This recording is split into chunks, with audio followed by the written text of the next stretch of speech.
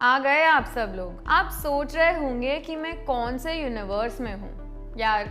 यहाँ पैसे ट्रांसफ़र करना और ट्रांजैक्शन को ट्रैक करना अभी भी काफ़ी डिफ़िकल्ट है। मुझे दूसरे यूनिवर्स में ले चलो मार्वल वालों। क्या नहीं समझे आप? अरे यार, मैं डिसेंट्रलाइज्ड फाइनेंस यानी डीफाई की बात कर रही हूँ। आज का वीडियो इसी टॉपिक के बारे में है। Around 0.7% currently for the Nifty as well as the mid cap index. Any virtual digital asset shall be taxed at the rate of 30%.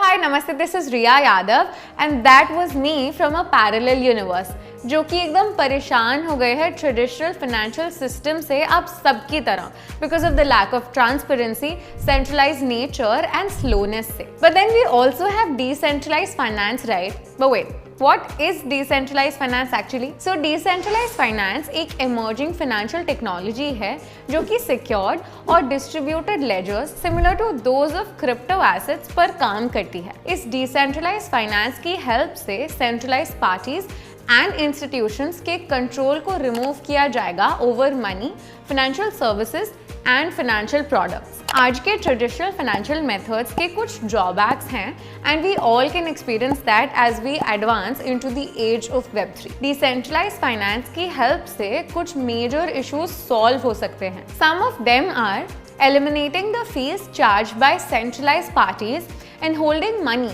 in secured digital wallets rather than theft-prone physical accounts.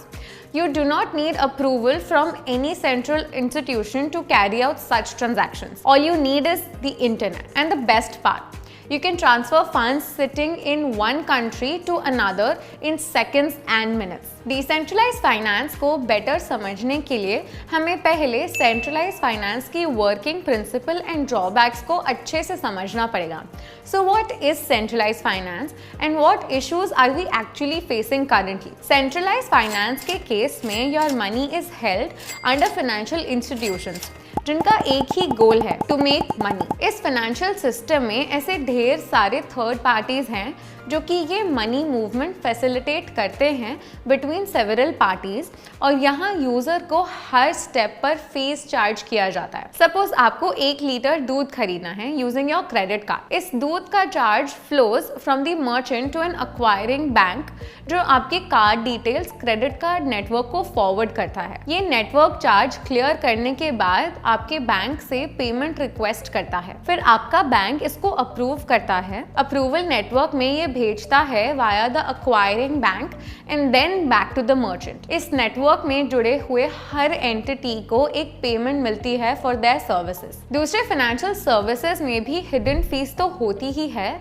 साथ ही साथ it's very time consuming. Bank loans approve होने में दिन लग जाते हैं काफी बार और कई बार तो कुछ हफ्ते भी लग जाते हैं। सेंट्रलाइज्ड फाइनेंस के 2 मेजर गोल्स हैं, to reduce transaction time and increase access to financial services. Decentralised finance की हेल्प से अब आप मर्चेंट्स एंड दूसरे बिजनेस एंटरप्राइजेस के साथ पीयर टू पीयर ट्रांजैक्शंस कर पाएंगे। ये system security protocols, software connectivity and hardware advancement की हेल्प से इंटरमीडिएटरीज को एक नेटवर्क से एलिमिनेट कर रहा है। आप कहीं भी हो, चाहे आप ट्रैवल कर रहे हो या फिर scuba diving, if you have access to internet you can easily lend, borrow and trade using the software that records and verifies financial actions on financial databases. एक distributed database different location से access किया जा सकता है। ये database सारा data collect करके एक जगह पे aggregate करके कंसेंसस मैकेनिज्म की हेल्प से वेरीफाई करता है। तो चलिए अब ये समझते हैं कि डीफाई काम करता कैसे है। Decentralised finance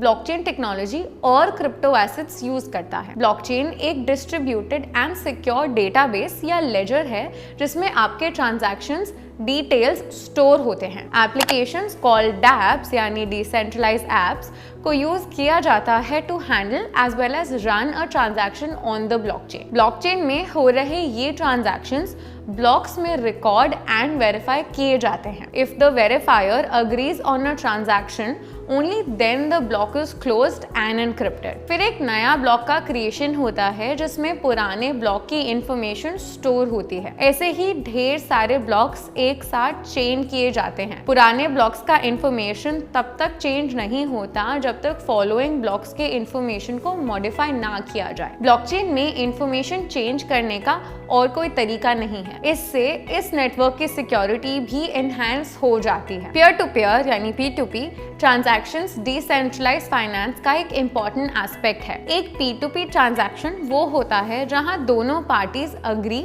to exchange crypto assets for services और goods without the involvement of any third party. अब आप डायरेक्टली दूसरे यूजर के साथ लेंडिंग, बोरोइंग, ट्रेडिंग जैसे फाइनेंशियल प्रोडक्ट्स का इस्तेमाल कर सकते हैं। P2P का मतलब ये नहीं कि आपको फीस या इंटरेस्ट नहीं देना पड़ेगा, पर हाँ, आपके पास ढेर सारे ऑप्शंस अवेलेबल हो जाते हैं क्योंकि अब आप दुनिया के किसी भी कोने में प्रेजेंट किसी भी यूजर के साथ ये सारे सर्विसेज एंजॉय कर सकते हैं। क्रिप्टो एसेट्स डिसेंट्रलाइज्ड फाइनेंस का दूसरा अनोखा फाइनेंशियल प्रोडक्ट है। CoinDCX पर आप टॉप क्रिप्टो एसेट्स एंड उनके प्राइसेस चेक कर सकते हैं and CoinDCX lets you invest in these assets in the simplest way possible. However, किसी भी एसेट में इन्वेस्ट करने के पहले खुद की रिसर्च बहुत ज्यादा जरूरी है। डिसेंट्रलाइज्ड फाइनेंस सेंट्रलाइज्ड इंस्टीट्यूशंस की तरह किसी भी पर्टिकुलर ज्यूरिसडिक्शन को फॉलो नहीं करता एंड इज बॉर्डरलेस। ये स्मार्ट कॉन्ट्रैक्ट्स या सॉफ्टवेयर में लिखे हुए कोड ऑफ अग्रीमेंट को फॉलो करता है, पर अभी ये टेक्नोलॉजी बहुत ही प्रिमिटिव स्टेज में है। स्लोली एंड स्टेडीली इसमें एवोल्यूशन हो रहा है